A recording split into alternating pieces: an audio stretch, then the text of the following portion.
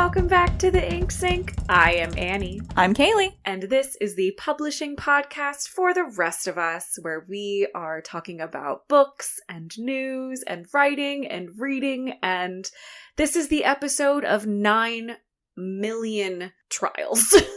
There were a lot. It's been a heavy, heavy month for judges, honestly. Who knew? Well, they knew, I guess. I mean, because they were doing it. They were in the, I guess, hearing everything. Yeah, right. They long, boring months. I've never been a judge, but I can imagine, like, after day 3 of trials like this, you're just like, shut up. Stop. I have made my decision. I don't care. Don't want to hear anymore. That's my decision. Yeah. What's it? I'd be a great judge. Oh, yeah, no. Like, my first order of business. How dare you speak to me? Yeah. Step 1, no. Step 2, stop. How you doing, Kaylee? We haven't recorded in a bit, as usual. Life as an adult is hard. It is. Honestly, when I was a child, I thought that, like, the biggest problem that adults have is, like, business things. But it turns out the biggest problem that adults have is scheduling things. Yeah, I didn't necessarily, I knew it was no fun, but I don't know, like, why I knew about taxes as a child. Oh, I knew about, like, work and taxes. You were more exposed, yeah. I guess, yeah, I don't know. Maybe one of Mom's exes, like, sat me down and just gave me the facts early, like, you should never, just don't ever be happy, ever.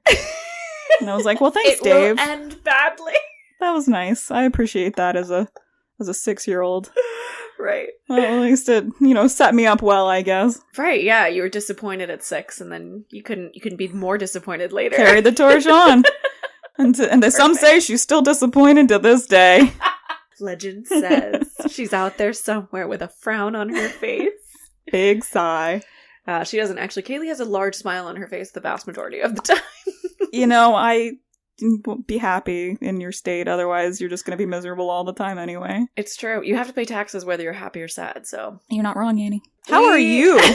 Annie, how are you? Tired. Girl, So tired. I told you I walked into a screen. I was so tired the other night. Yeah. I walked into a screen. It is ruined. I need to replace my grandmother's screen. That's horrible. You did like a full... Bounced. Just right into the screen door. Sure did. Perfect. Yeah. So, tell me how your day is, or your week's gone better. I'm good. I still in grad school, still have 2 jobs, still very tired. I have deadlines today, so at some point we have to, like, stop recording so I can return in an essay that I have not even drafted yet, and a HTML portfolio that I have yet to start. We're learning HTML this semester. Anyway, basically, I have no time to sleep because I have 2 jobs and school, and like I have a husband and a dog and a cat, and those things also ostensibly take up time, but they do. Received 0 time. Oh, Lately. I feel horrible. No. You what? Kaylee thought my kitchen is a disaster zone just because I have not been able to clean it in, like, this week. So it's just piles of stuff everywhere. It's great. I'm doing great. As of right now, there are no roaches in the house, so we're, like, already doing better than some other places I've lived. Absolutely. 100%. Did you ever live anywhere with roaches? Well, you were in Tennessee. You weren't in, like, a super urban area. No, but I mean, that's the issue, is that I don't remember what they're, like, wood roaches or in the family or whatever. They do come in, unfortunately. But that's just, when you're in an area that gets, real damp, humid, and is rural, like, bugs come into the house. But yeah, I mean, not an issue regularly in our food by any means. That's like, good. Yeah, I was, thankfully. I spent, 6 or 7 years living in apartment buildings in the city. I never had rats, thank God. But I definitely had a mouse once. And those just come in no matter where you are, too. Like to think that it wasn't my fault. I found the worst place I ever lived. I did find roaches in the trash, and then I would obsessively just take my trash out every single day because then I was like, fair. this will fix it, right? It didn't fix it because my neighbors were just a horribly dirty people. But yeah, it was bad. Don't listen to this part, Mom. I've lived in wonderful places. I apologize. So, Kaylee, yes, we have to get into the nitty-gritty of this. I do have some corrections. Yep, I did. Yep. I was wrong last time we recorded. Oh, So we've said this before. We record in batches. So this was probably like 3 or 4 episodes ago for you guys as you're listening to this. But we talked about a viral tweet thread about kids reading too much. And I said that the Hopkins president wrote that people read too much in a book that he wrote. It was not in a book. It was in a speech that he was giving to a graduating class at Hopkins. That was on me. It was only slightly less funny than I thought it was. But it was still pretty funny that a university president was telling people that they read too much and they should not be reading. Get off my lawn, especially like Hopkins at the time, I think still is like a very business-focused university as well as a medicine-focused university, which I think require reading those 2 topics, perhaps. I mean, maybe that's the issue, is that apparently they don't. Who knows? So we were English majors. We don't know. We don't know. What does medicine do? Do they just like throw pills at you and hope for the best? It's like a weird divination style of education. They give you cocaine and hope the demons go away. The LSD comes in and really imparts wisdom from above. Yeah, that's what I've heard. That's what I've heard. It worked for the CIA, right? I haven't been to a doctor in a bit, but I'm pretty sure that's how it works. Mm-hmm. I had another... this isn't so much a correction as just a clarification. We talked about the Lambda Literary Awards last time we recorded, which honor the best LGBTQ fiction every year. And I had talked about the 2021 list and the 2022 list. I have it linked on our bookshop and on our Anchor thing. You can look on our page for the full list of the 2022 winners. And you can look on Lambda's page for the 2022 nominations. My guess is that they just didn't want to compile things because they wanted to push people towards the long lists, which is totally reasonable. Probably. Yeah, that makes sense. I mean, you'd want to have as many eyes on it as possible, but... Related shout out to all of you guys and everyone really out there. We have had almost 200 people taking a look at our bookshop list for trans authors. And we've had something like 30 people order using our affiliate link. So thank you all so much. We can't see like if you ordered it outside of that, but thank you all for supporting trans authors. I think that, the more that we can do this, the more that we can show in the data that these people are supported, the more like book deals they'll get. So keep going. Absolutely. I mean, it's visibility is so critical because, it's not like these books aren't super cool and interesting. It's just a matter of getting the word out there. Yeah. So, keep shining. Yeah. Congrats. Congrats to you guys for being good capitalists and supporting our marginalized friends out there. Absolutely. 100%. Jumping in with probably one of my favorite months ever. National Writing Month. NaNoWriMo, National Novel Writing Month. Kaylee, I identify as a writer. I think you do too. Yes. So this is really cool for us. Oh yeah. Have you ever done I've never done like a full novel. I've participated a few times with my own personal goals, but how about you? I've given moral support. So I'm not a novel writer. I'm a nonfiction writer the vast majority of the time. I've never written fiction really, other than like short flash fiction fanfic for like myself, back in the day. I was accused of writing Anne Rice fanfiction the other day, and that has never happened. I just want to throw it out there. You can never prove that I wrote any Anne Rice fanfiction. I'm very curious as to how this came up, though. You're welcome to try. There are layers and layers of security that you will not be able to hack. I am anonymous. I am the knight. Anyway, so NaNoWriMo is a wonderful thing. I have linked to the nonprofit NaNoWriMo.org, which is a charity that supports literacy initiatives and supports minorities in their writing careers. So that's what's going to be in the show notes, because NaNoWriMo is kind of an unofficial thing. There are organizations that support it, and you can sign up for Discords where people are tracking their progress and spreadsheets and templates and things like that. But and a lot of people do that. They do try to hit those specific daily word counts and edit counts and things like that, which is very cool. But I think a lot of people just decide to go for it as just to write. Personal goals. That's what I did. Yeah. Inspiration. Mm-hmm. Yeah. So if you guys are curious, the goal is to write at least 40,000 words of your novel or novella. And that's kind of the aim. Whether or not you hit that, you're still doing good. Just thinking about it, or writing anything that you do write, or if you're just doing an outline or whatever, anything that you do that's you feel like you have contributed to your own creative mythology. Go. Good job. Your writer friends will be quieter than normal this month. Support them. Send them, little tea gift packages. Or support NaNoWriMo.org. They have donations available. We supported them last year. I think we'll probably do that this year as well. There are multiple nonprofits that support literacy and writing that are totally deserving, and we should drop some. In addition to this one, we should drop some links in for people. My hope one day, if we ever get enough money to have a website, is that we will have just a section of charities and stuff that are supporting literacy, supporting books, supporting small bookstores and minority authors and things. If you want to help us get a website, you can support us for as low as 99 cents a month. Yeah. Or just keep buying from our bookshop lists. That would even be 100%. Even better because you're supporting all of those LGBTQ and queer authors. Moving on, we have been talking about the Penguin Random House Simon & Schuster merger a lot on this show, henceforth called PRH and SNS, because we, for some reason, cannot say these names. We keep getting them messed up, so the less we have to say the words, the better. Yes, we're not being lazy, we're just really bad at stuff. I don't think we're doing this right, Annie. I think we're not supposed to advertise that. Damn it. Yeah. Anyway, so we've been covering this story for a while. It's probably the biggest story in book publishing of the year. So it's been something that, we've had to cover. I think if this had gone through, it would have affected probably the largest number of people that any story we've covered would have, because PRH and SNS are the two largest trade book publishers in the country.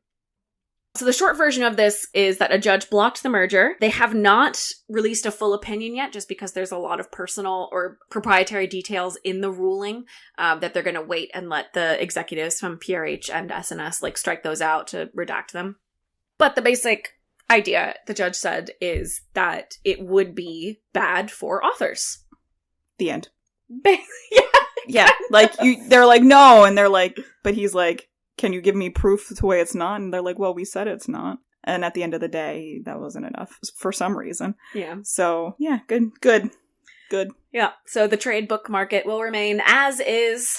Self-publishing and Amazon will remain anxiety points. And we will have the big five still for a while. I wonder if this will be... So I found it really interesting to see the commentary from some mid-list publishers and authors talking about how this affects them.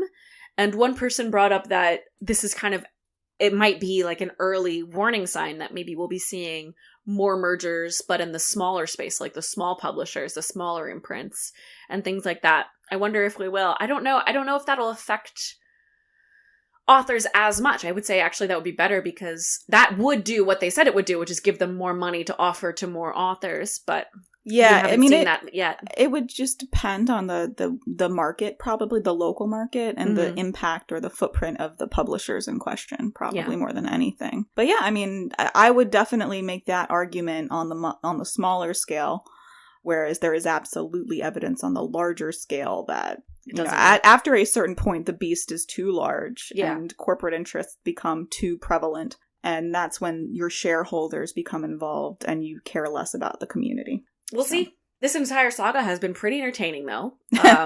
So we've covered a lot of it, but I'll link to the PRH and SNS stuff in the show notes so you can hear us laughing about it. There is a Ministry of Silly Walks reference if you'd like to see that. The main issue really in the book market usually just goes back to the fact that a lot of books just don't sell very well, and these people want to consolidate those costs. But with PRH and SNS being so huge, their books do sell well. A lot of times, the trade book market is really, really cornerstoned by these people. They're the ones hitting the bestseller list. So it's actually affecting them less. So I'm not really sure how they thought this was going to go for them. I don't think that they thought. Again, they were like, why didn't this go through? They were scrambling to present their arguments. They just assumed that there wouldn't be any pushback. And go figure... People were like, no. Yeah. They just didn't expect to have to fight it. And of course, the Penguin Random House executives have been pretty quiet since this news dropped. It was only a couple weeks ago. But there was one executive who said that this was all very silly and that he blamed this on politics in Washington, which is not out of bounds. Like, Biden did come in talking about antitrust and strengthening those laws, and this was brought by the DOJ pretty early on in Biden's presidency. So it's not like a crazy theory or anything like that, but the executive then went on to say, like, we've proved that we're, like, really good at this because when Penguin and Random House combined, there weren't that many issues. And it's like, yeah, but when Penguin and Random House combined, there were 6 of you guys. Like, it's different going from 6 to 5 than going from 5 to 4. Like, that is a massive contraction of money and power. Like, you can't the more you contract, like, again, you're just setting the precedence that you're going to continue to contract. Yeah. At what point do you stop? Right, exactly. There has to be a line somewhere. Anyway, the judge made the right choice. Moving on from news and jumping into scholarship. This is a little bit of a teaser. Our next episode is going to be all about the journal publishing crisis, so stay tuned for that. And stay tuned, I mean, tune in next week for that. But we are kind of jumping into this a little bit right now. The federal open access mandate got its teeth filed a little bit. This comes to us from the Scholarly Kitchen. The people who write for the Scholarly Kitchen call themselves chefs. The chefs talked to people who were working with the government on their open access regulations, and it seems like we got really excited, and now they're kind of walking back a few of those regulations. Last time we recorded, we talked about how there was a federal mandate to make any federally funded research free immediately to the public, and now they're kind of walking that back a little bit.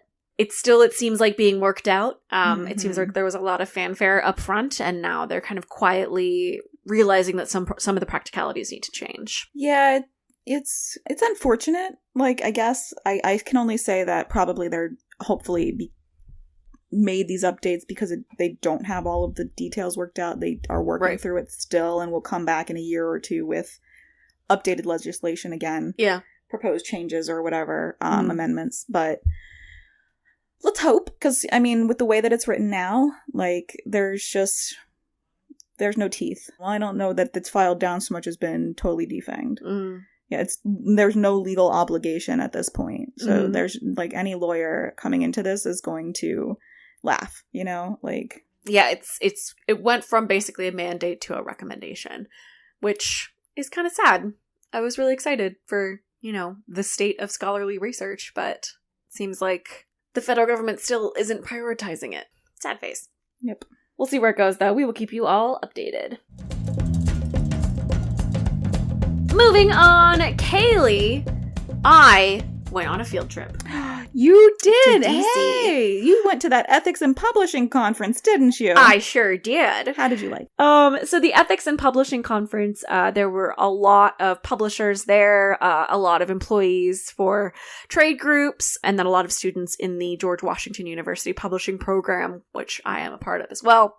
And it was absolutely wonderful. I sent you a list of some of the topics. The keynote was the Diversity, Equity, and Inclusion VP from Penguin Random House, who zoomed in to talk about their thoughts and their initiatives. And I was really, really impressed. You know, this is going to sound really cynical, and I'm sorry, but a lot of times you get like a VP of a corporation and they're like outlining their initiatives and you're like, this seems like kind of bullshit. But she was genuinely like super passionate, talking about these very specific and positive initiatives and all of the ways that they're following up and thinking about things and conceptualizing their hiring and things like that. And I was genuinely very, very impressed. I am glad that Penguin Random House is putting their money where their mouth is and investing in these initiatives. It was absolutely wonderful. There was another presentation that was about accessibility in the publishing space, and someone who was in my cohort did a presentation. She was talking about how, like, you know, a lot of companies aren't able to, because they can't legally, like, ask people about their specific disabilities. So sometimes they aren't able to create the most accessible environment. And so she has created a consulting company all by herself through her ethics capstone and thesis, and she is going to be consulting with companies about their accessibility standards and the kinds of things that they're able to do. And some of her findings from her initial surveys were absolutely ridiculous. So she published the survey talking to a bunch of publishing employees about their experiences with accessibility initiatives. And a lot of them said that their companies didn't have accessibility initiatives, which they did, because she was working with the executives. And she's like, your people don't know what your accessibility initiatives are. That's a problem. Yeah. You need to fix this. Wow. Another one, Tina Donnelly, whose work we've actually talked about before. She did a presentation on diversity in children's books and about how the vast majority of protagonists in children's books are white, and the second most prevalent group is animals. Yep. And that is frankly ridiculous. I absolutely loved her presentation. I've seen it twice now, and we reference it obviously frequently in this podcast. It was one of the big things that made me feel like we need to do this podcast. It was really wonderful. It was an all-day conference, and it was in DC, and I was able to talk to a lot of scholarly publishers. It was a really interesting one, a panel with a publisher, a librarian, and a representative from JSTOR talking about a new initiative for a scholarly publishing bundle. And we've talked about bundles a little bit before for our libraries discussions about how like they're kind of forced into these bundles from the publishers and forced to pay a bunch of money for these books in these bundles. Mm-hmm. And how does scholarly publishing fit into that? And so there was a really long, really in-depth, really interesting discussion about that. Please know I am working on a deep dive episode for us on ethics in publishing.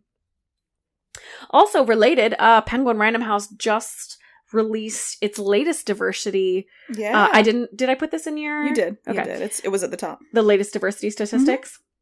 Mm-hmm. And it has gotten better, but it's not awesome. Also, I was very curious if they did a restructuring in like last year. And I just say that because like the specific figures that they have related to race and ethnicity, like in their various positions, tiers, I guess, of employment, the different kinds of employment as they broke them down, were only for the last 2 years, whereas their overall race and ethnicity new hire data, they've got it for the last 6 years. Interesting. Which has shown improvement, but I'm just curious as to like how like the actual improvement translates. And we'll post all this to show notes. Yeah, like this will be in the notes, but like why wouldn't you have like your data that you've got here for the leveling, I guess, from before 2021. So the way that when I say the level, it's some people may be familiar with some of these terms. So entry level, which is non-exempt or non-salaried employees, sorry. And then you've got your individual contributor, which could be contractors, perhaps, on that level of thing. Then you've got your people leaders, which are usually your managers or your supervisors. What did you call them? People leaders. Leaders? That's what they're people leader. Oh, that's people what it's leader. Not people eaters. I thought you said people eaters, and I was like, is that a business term? That's I have to give a disclosure since I don't think I've mentioned where I work. If I did, I'm sorry. My employer does not eat people. I promise. It's not a normal term where I work. People leaders. People leaders. Yes. So you got your supervisors, your mid-level management. Then you've got your executive teams, and then you've got your boards, essentially. So you've got your executive committees. Right. But this feels like a pretty standard structure that you could slot people into. Mm-hmm. So I'm just curious as to why they wouldn't have gone back and they were already in the data. They've got the data from 2017 out. Like, why wouldn't they have provided the same general, like, exposure, ? But also, still, I mean, it does show improvement in general. Yeah, absolutely. So perhaps it's sort of a nudge improvement goal for them. Mm-hmm. So they're going year to year, focusing more on that. We don't know. I'm not part of PRH. I'm not even going to ask for sponsorship. We go back and forth on how much we like PRH on any given day. We do! And our ability to say their name correctly is in question. So frankly, if I were them, I wouldn't love us either. So. What are you guys called? I don't know. I have no idea. I don't even remember which version of the wrong name we've said, because we've said it them. wrong many different ways. A million times. I have to like sound it out in my head whenever I have to say the full name. It's a problem. I don't know why. I think we both just have a block on their name. Well, it's like, I'm like publishers. We have a publishers, public podcast, random house. It's so anyway. Annoying. So they did publish their diversity figures. It is, any transparency is good transparency in this regard, in my opinion. Yeah, I'm not going to go totally too far into the results again. We're going to talk about that more fully at some point, talking about diversity in the publishing industry. I will say there is less representation for minorities of color and LGBTQ people. So there is still a lot of work to be done. Moving on to one of our favorite sections, marginalized people killing it in publishing. Yeah. Why don't you tell us about the Nobel Prize winner? Annie Ernaux. She is a French writer from France. I'm an idiot. Annie Ernaux is there are other French-speaking countries. That's fair. That's a good point. You did great. So she is from France. Annie Ernaux won the Nobel Literature Prize. Mm-hmm. So good for you. I love it. I've never read any of those books. I also did not, but her life sounds fascinating. Absolutely. I do. I will say that that's another like reason I love like awards like season sometimes, is because it definitely exposes me to stuff that I definitely would not have. Maybe I don't typically tend to browse certain sections in the bookstore. Yeah. So cool. Like, I totally need to read this lady's like books, because they're, and like many of them seem to be inspired by her life. Yeah. I have to say, one of my favorite headlines was like, Annie Ernaux wins the Nobel Prize. She's written about death and grief and fun things like her affairs. And I was like, what is this headline? Like, from her own life, including a passionate extramarital affair was what it was. Good for you. Congrats. And also congrats to your translator, Alison Strayer, who was also, I just wanted to say, her translations, or a translation of The Years, which was from, I think, but the translation was shortlisted for the 2019 Man Booker International Prize. Yes. So good for you too. I think we just don't recognize editors and translators enough, because they have such a massive impact. Agreed. No, thank you for pointing that out. I did not put that into my notes, but I should have. Moving on to our favorite section.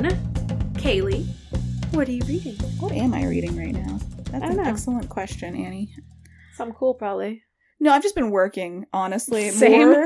I know, I feel really bad. I was just thinking about that. Like, what have I been doing lately that is cool? So I actually started replaying Okami, honestly, is my I've never played thing. Okami. How is it? Come to my house and play Okami. It's so much fun. It's gorgeous. It's one of my favorite games. I think I've repurchased it about 17 times. What kind of game is it?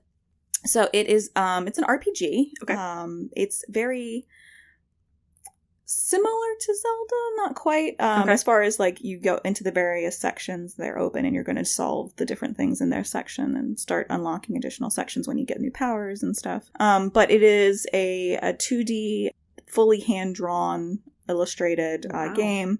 The company Clover only did a few games before they split up and went their separate ways. But it is one of my favorite games, and it's following one of the creation myths. And in this case, your main character is Amaterasu, and I'm definitely saying the name wrong, so I apologize to the Shinto religion in general. So I'm very sorry there. But your main character is the goddess of creation, essentially, and you are fighting her old nemesis, Orochi, and it's basically going through essentially that myth again. Is the protagonist the wolf, Amaterasu? Yeah, she's a wolf in this one. Her thing. So and you have various constellations. Your power is the ability to paint. It's calligraphy. Is one of your main powers. Yeah. And then you get your spirit beads and a mirror, which acts as a celestial shield. That's a very good, gorgeous game. Like, it seems like it was so much more fun to create than some of the CGI, like, fully computer-generated stuff that we have now. Definitely a labor of love for the studio, for sure. And it was a PS2, PS3 game. Oh, wow. So it was when PS3 was coming out. Like, before, so...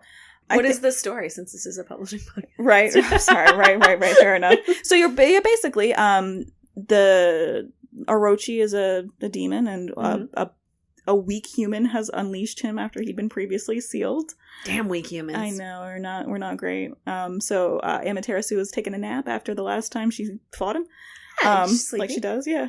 Takes 100 years nap, wakes up, and shit's going down again. So she saves her tree gal pal, Sakuya. She's saving the world, basically. So she's saving Sakuya. She's basically restoring her guardian saplings in the world, which is spreading out Sakuya's area of protection for humanity. Oh, that's cool. And then ultimately you fight the demon dragon, Orochi again. It's a 7-headed dragon. I can't remember. Again, I'm very sorry to the Shinto religions. Like, this was actually, I did research this when I originally played the game, and it seemed like as accurate as you could make an RPG. Like, they did a lot of loving research from what I can remember. That's awesome. It's just gorgeous. So, like I said, and like it's just got a lot of fun little side mechanics. You know, you form relationships with the people in the community. So, like, you help people in their day-to-day lives. Like, you restore a lady's washing, like, her drying rack. The local, like, rice wine brewer, like, her water wheel that she uses to polish her rice broke, so you restore that. And they don't see you as a goddess. They see you as, like, a white dog, basically. But, like, they're like, oh, the gods are around. That's great. And, like, you get these worship points, and you can kind of, you know, enhance various things. I love it when a random dog comes and just fixes my plumbing. I know. Isn't that great? Don't you love it when that happens? Yeah, absolutely. And then you can, like, why are monotheistic religions so boring? Like, it's always just some omnipotent person just, like, doing stuff. Meanwhile, polytheistics are like, this dog will fix your rice machine. Well, they'll be around. I don't know. To be fair, when the Greek gods interacted with people, did not always go well for them. That's true. It's true. It's a give and take. All right. So, I mean, we've got stability. Yeah. To be fair, and to be fair, also, like, I don't know that this particular, like, the Shinto religions, like, the deities in question, I did interact with people, but it wasn't, I think, at this particular level, probably, for the most part. No, headcanon. It's fine. Absolutely, exactly. So yeah, saving the world, doing your best, fighting demons. That's awesome. So a lot of fun. That sounds fun. Yeah, gorgeous. What are you playing it on? A PS4. Do you have a PS5? I do. I could. That's what my controllers are currently connected to. The controllers that are easiest. Laziness is so the controllers that are easiest for me to reach while I'm on the couch are the other PS4. Day, I was trying to decide what game to play, but the controller that was, like, already on the coffee table was linked up to the Steam Deck, so I was like, well, it has to be something on the Steam Deck. Girl, I could have easily with a button linked it up to the PS5, but I was like, nope, Steam Deck only. Yep. Nope. I feel you. So, oh God, we are horrible. What are you playing and or reading, Annie? Which would you like to talk about? But I am rereading Harrow the Ninth in anticipation of reading Nona the Ninth, which is the third book in the Locked Tomb series that is already out. Ooh. And it's one of those ones where Tor has, like, realized that its fan base is absolutely unhinged, so it released a special edition hardcover. Mm-hmm. So I'm going to read the book, and then I'm going to track down that hardcover, because a friend of mine got it and posted a video of it, and I'm like, oh, it's beautiful. I've been spoiled a little bit, which is sad, but this is one of those series where the author has had this, like, huge world built out and a very long storyline built out, and the plot of the books is, like, a small piece of it. So you're getting kind of bits and pieces of what's going on in other parts of the story as you kind of go along. So the first book, the plot is just a locked room mystery. The setting, though, is this, like, space necromancer thing. And, like, how does this magic system work? And so they're setting up the magic system in, like, a very closed space. And then the second book is a space station where they're expanding those ideas and doing more things around them with a beautiful cast of characters. Harrow is constantly under attack, but she refuses to die, and it delves more into the love of Harrow's life, who is a ghost. Spoilers, but kind of not. She's a ghost, and our fan favorite Gideon the Ninth does make an appearance, as well as some other fan favorites from the first book. And I have seen some of the spoilers on Instagram. I hate every single one of you for spoiling Electo for me. You jerks. Yeah. But apparently I am in for some fantastic new characters in the third book. And one of the great things about rereading it is that because I know what's coming, I'm seeing a lot of the Easter eggs that were laid both in the last book and in this book. And I'm very excited to see where Tamsin Muir takes it for the third book, which is really exciting. One of the things that I really love is I'm doing it on audiobook. And the narrator is absolutely fantastic. And the narrator is even leaving Easter eggs in the way that she is vocalizing some things. And obviously I read it on hard copy the first time, but listening to it now, I'm like, girl, yes, this is so good. Just like adding that other dimension to it, and I'm like, now I will follow this narrator, whatever she does, and luckily she is doing Nona, so I'm going to be able to listen to her do Nona as well. Yeah. Right. So that's what I've been reading, and it's very, very fun. I'll have to maybe pick up that audio. Maybe that'll be my audiobook. You have to read Gideon first. That's what I mean Gideon first. You have Gideon. I have you the paperback. You have the ebook. Oh, no. The audio is on Scribd, though. Oh, nice. Yeah. Thanks for listening to The Ink Sync. You can find us anywhere you get your podcasts. We are on all major platforms. We are also available on Anchor and Spotify with sponsorships. You can sponsor us for as low as 99 cents a month if you want. But we highly, highly encourage you to go check out our bookshop page. That link will be in the show notes. And you can find us on Twitter, on Instagram, maybe on Tumblr one day. I'm not looking at Kaylee. Nope. I'm looking up at the ceiling. Because Tumblr lives in the ceiling. Yep, sure does. Sure does. Thanks, ceiling, Tumblr. And thank you, Abby. Thank you, Abby. We'll see you next time.